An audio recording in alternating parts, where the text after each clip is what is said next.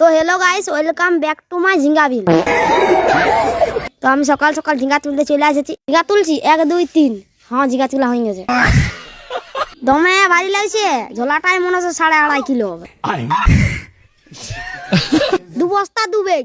আজকে দমে ঝিঙ্গা বেরানছে। আজকে বিকতে গেলে বিয়াঘর।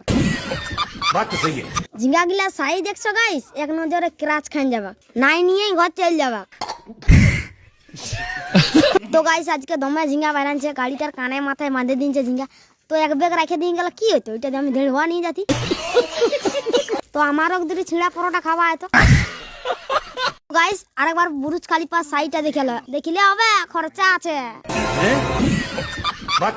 যেমন খরচা আছে তেমন লাভও আছে, নাইলে এত সকাল সকাল কে তো ঝিঙ্গা তুলতে আসবে বল।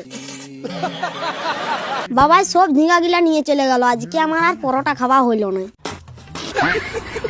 বিকতে যাওয়া তো আর হইল না।